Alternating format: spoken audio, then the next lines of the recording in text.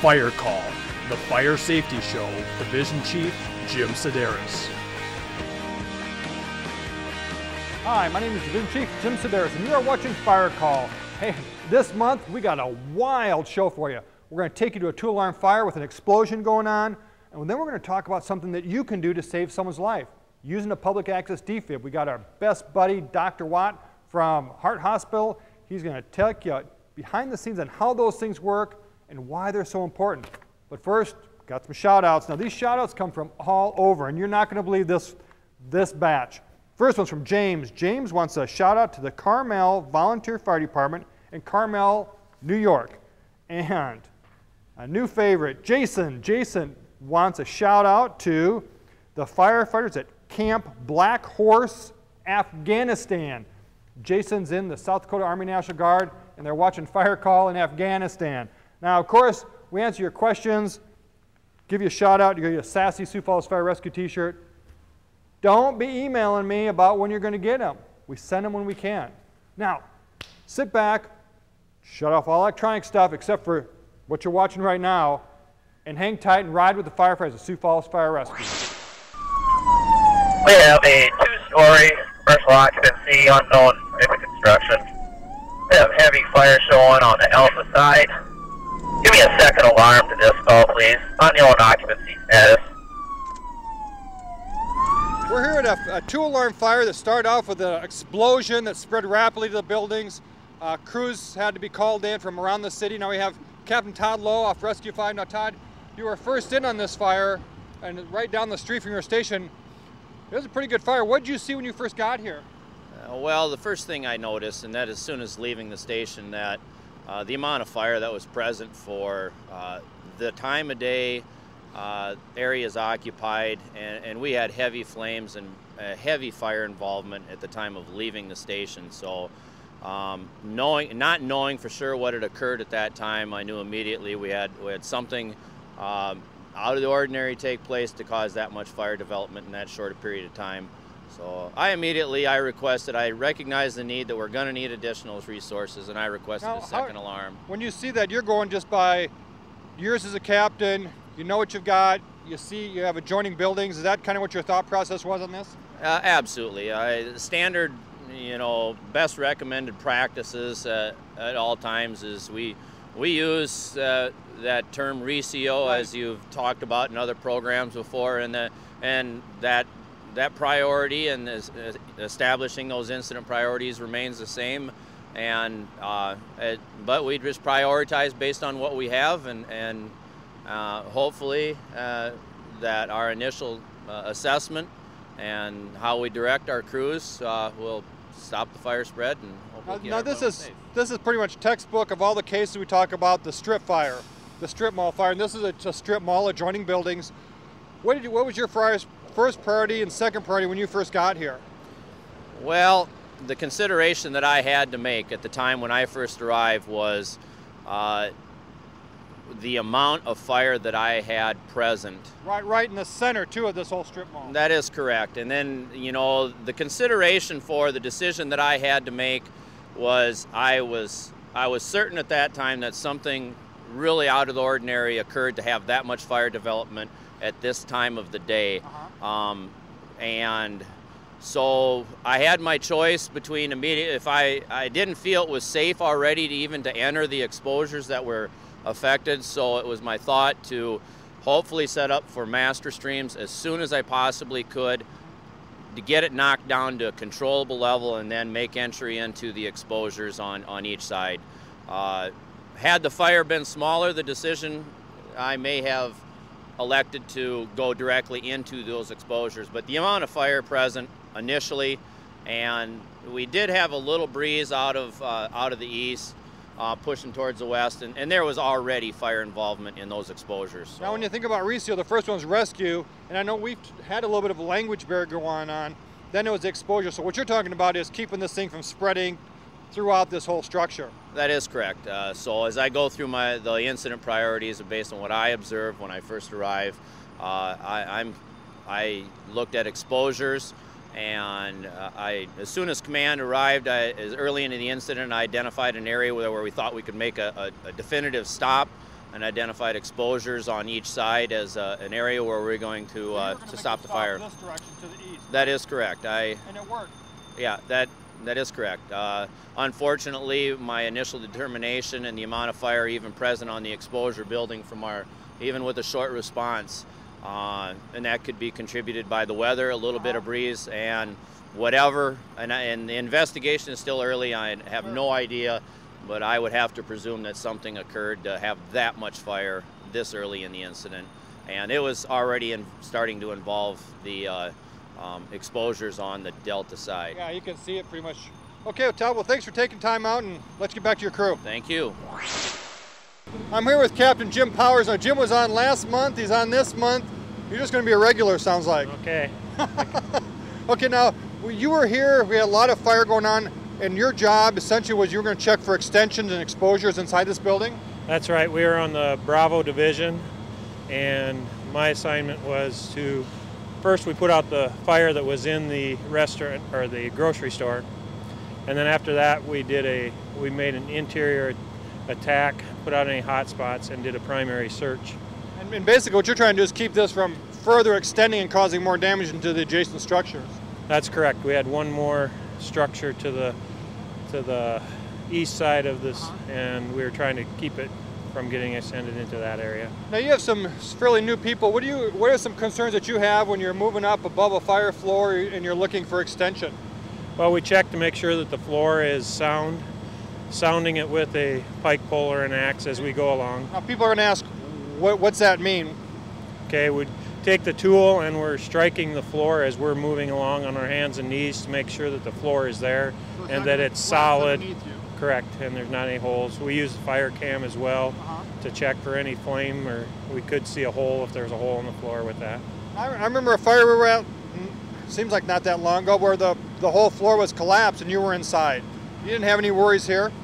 No, we had been through the first floor and knew that everything was intact, and we found the interior stairway and made our way up there and then checked for any extension on the second floor. Now we saw you broke out the windows on the second floor. Why were you doing that? People are going to say, why did they do that? There was smoke up there that had found its way up, and we were just clearing the smoke out to increase the visibility so that we could do our primary search of the second floor as well, make sure there was nobody in there.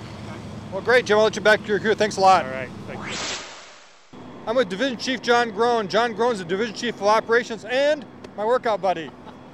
I couldn't resist. Yeah, all right. Now, we're at this fire, John. Now, a couple of questions we have. Always we get these questions.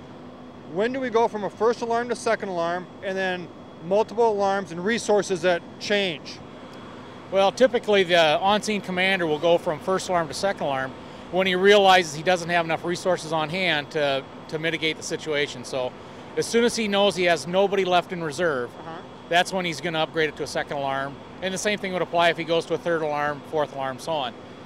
Now, once this is going on for a while, what we typically will do is the other battalion chief that's on duty today will assess the situation, and if he needs to, he'll move crews around town to make sure we have enough crews in all areas of town to handle any other emergencies that come up. Redeploy them throughout the city so they're strategically available to go on other calls. That's correct. What we usually will do is we'll divide the city up into 4 quads, you know, and we'll have at least one crew in each one of those quads. So we'll have one in the northwest and northeast and so on. So now, what happens when we get to a larger fire, third alarm, fourth alarm? What changes as far as bringing in other departments into Sioux Falls? Yeah, once we go to a third alarm call, what that means is we'll start activating some mutual aid. So we'll have one more unit from Sioux Falls respond to the scene, and we'll also have 2 units coming from 2 of the surrounding communities. And the same thing with the fourth alarm, same thing with the fifth alarm.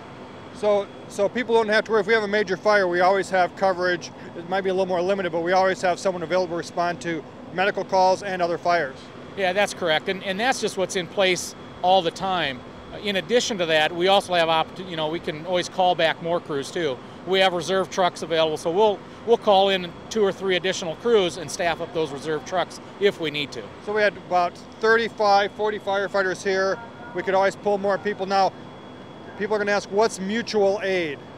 Well, what mutual aid is, it's an agreement between us and all of the other surrounding communities that abut up against our territory.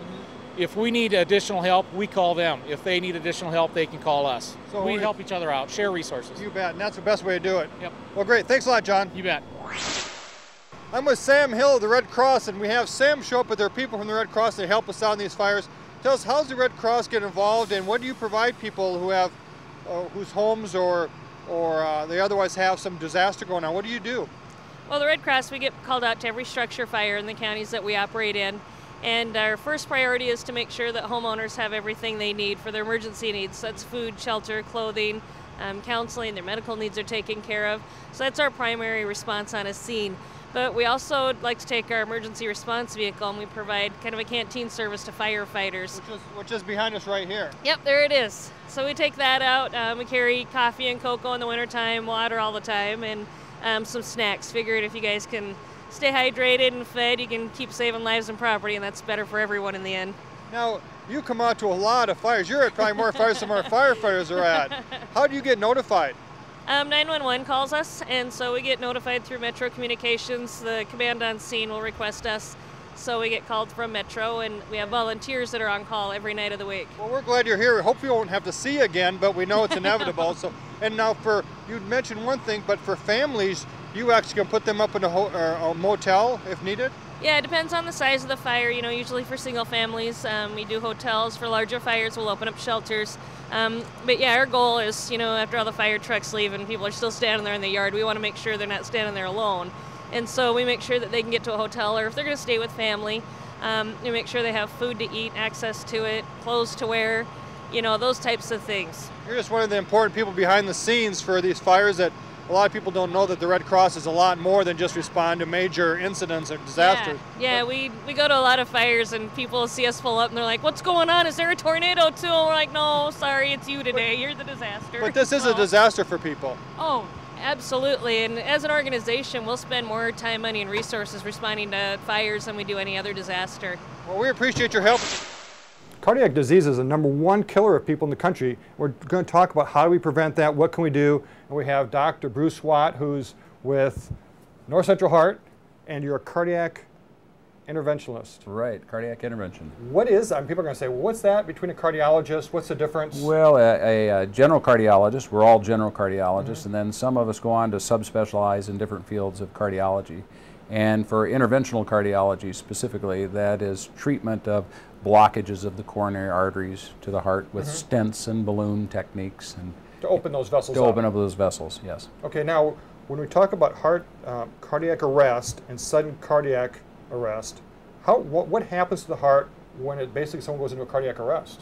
Well, a cardiac arrest is basically a terminology defining simply that, the heart arrests. It stops beating. And with a cardiac arrest, the heart is no longer mechanically beating, but the real problem is there's complete pandemonium of the electrical system of the heart. It's fibrillating. So we got our heart models here. So there's an electrical rhythm that runs across the heart and makes it beat. Right. Normally the atrium, which we have two upper chambers, the attics of the heart, and the ventricles, the receiving chambers of the heart, beat in coordinated fashion, 1-to-1, bum, bum, bum, bum. And that's electrically coordinated. Okay. Those electrical fibers can be thrown into disarray, and all of the electrical fibers of the heart muscle in a situation of cardiac arrest or cardiac fibrillation.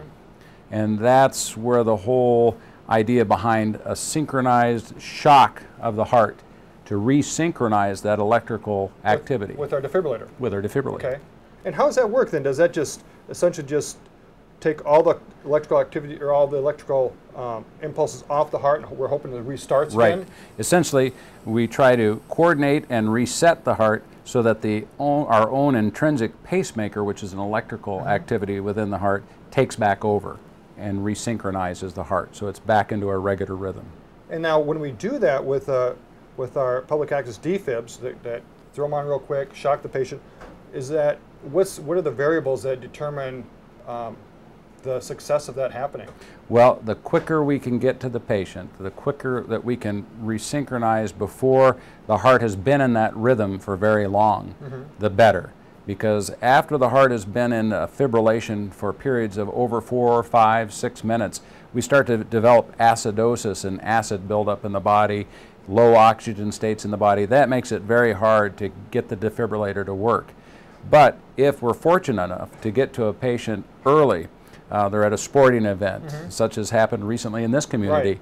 Right. If someone has a defibrillator right on hand and gets right to that patient and recognizes that the patient has no pulse and that this is a cardiac arrest, applies the AED, and it shocks the patient within that first 2 to 4 minute period, you have an extremely high success of saving that patient's life. So time is really critical to saving cardiac muscle. Time is critical to saving cardiac muscle, and it's also crucial to saving brain tissue. After the heart has not pumped effectively, and if there was no CPR, at 4 minutes it starts to become the break point to start having neurologic damage. So that's also just as key as to get the heart restarted, get circulation started, so that the brain gets blood flow. Now that's now if we get a cardiologist on board to talk to us about this, what are some of the key symptoms people need to realize that they should seek immediate attention from 911? Well, not from cardiac arrest, but just cardiac symptoms. Cardiac symptoms. Cardiac symptoms, it's kind of the best thing to remember is if you see that antacid commercial of a middle-aged man clutching his chest and looking for an antacid, that's the wrong thing to look for. If you're having those kind of symptoms, if you're having chest discomfort that's an excruciating pressure, sometimes even a light pressure, but something unlike anything you've ever had, that effectively signals your brain that there's something going on that's different. Tightness into the neck, down to the arm, through to the back, associated with unexplained sweating or sudden onset of shortness of breath. Those would be key symptoms to really get in and be seen emergently. For women, different symptoms? Very, very often different symptoms, very often similar symptoms. Okay. But unexplained sweating, shortness of breath, pain in the arm, pain in the upper abdominal area, sometimes can all signify heart disease.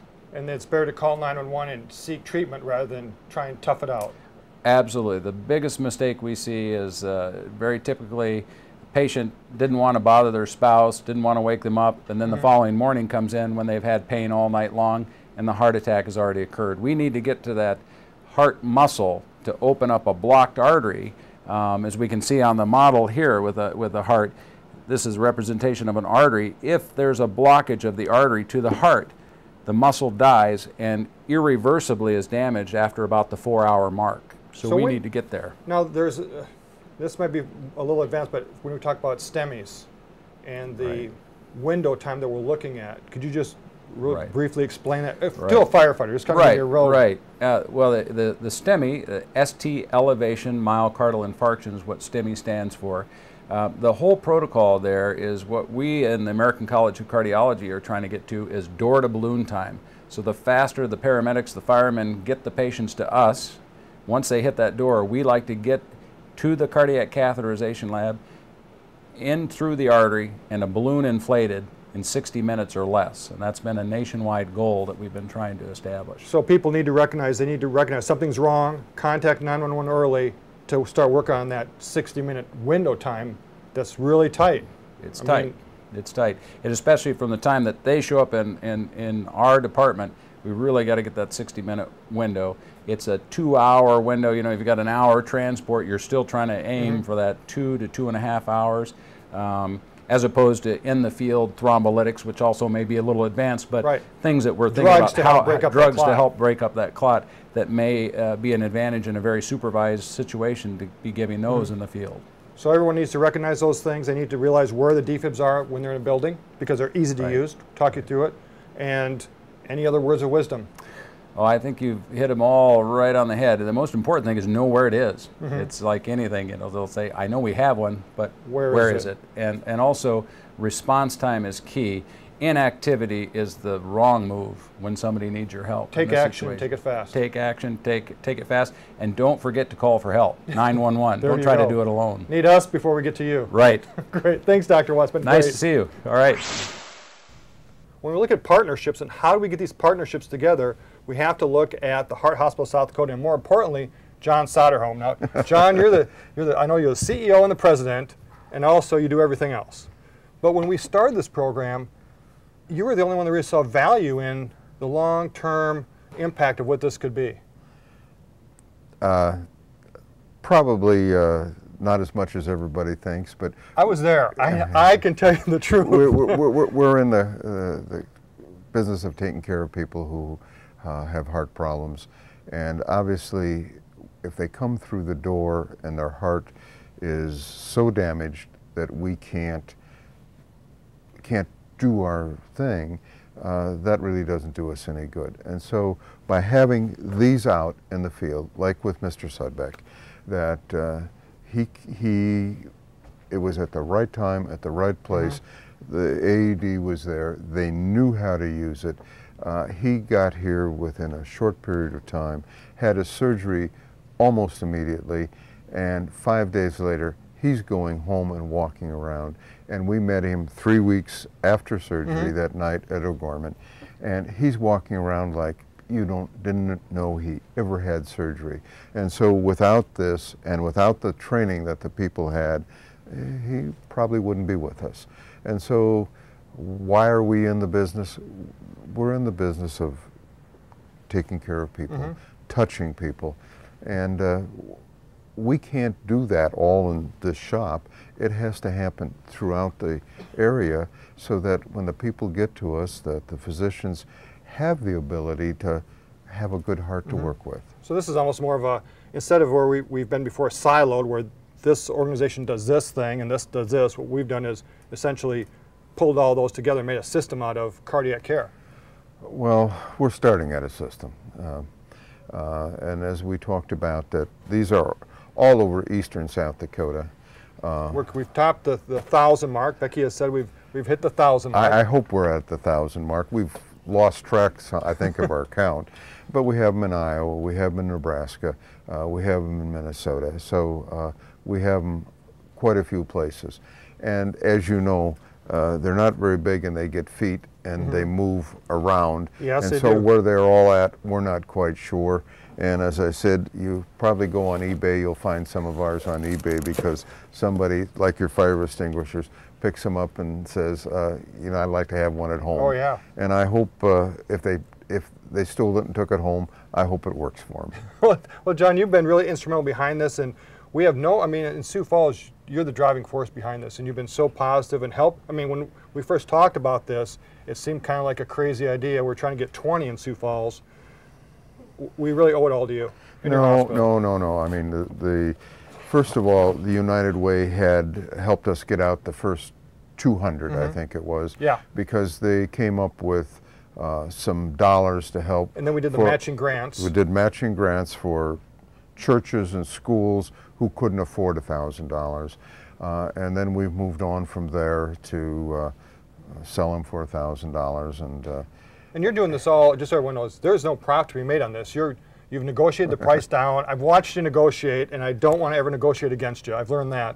So we're not making it. I mean, these are just coming in. We're selling them basically at cost. They're going out the door, and you're covering all the storage. You're covering personnel costs. When we talked to Becky. And the other important part of it is that the cabinets that you see them set in, they're sheet metal cabinets. They have both of our logos on them, and they're important because the first ones we sold, they were $1,000, very expensive. Right. And people would put them in their desk. In their desk, yes. Lock them up in a file cabinet. In the closet. And because they didn't want them to get legs and move. Well, but then when someone needed them, and that person who owns the file cabinet with the key couldn't find them, it's a problem. And as you know, time is heart muscle. And these need to be where they can be pulled off like a fire extinguisher and put on and go to work like that. Because if you're fiddling around for 10 minutes, it's no good. We lost heart muscle. That person gets here. Might not even survive. Might not survive. And when they get here to the heart hospital, we don't as much heart to work with as we would if we jump-started it with this device. Well, John, I got to from everybody, I got to say thank you very much. Thank you. It's been a great relationship that we've had. Well, but the Sioux Falls Fire Rescue has been a great part of that, as well as the United Way to help us get started. And so there's been a lot of people that made this happen. And you need to talk to Becky, the lady that makes it happen We'll here. get Becky on board next. All right. Great. Thanks, John. Thank you. Got the question in from the mail. This one's from Rihanna. Rihanna lives in Baltic, South Dakota, and she's curious about public access defibrillators. She's seen them in businesses. She's seen them, wants to know, how do I get one? Well, we talked to John. Now we're going to talk to the brains behind the operation. How does someone get a public access defib? Now this is Becky Smith. Becky works at the Heart Hospital, and she is the one that is doing everything for our program. Putting them up, stacking them, shipping them. How do people get them? Well, we have a very easy, simple program here at the Heart Hospital.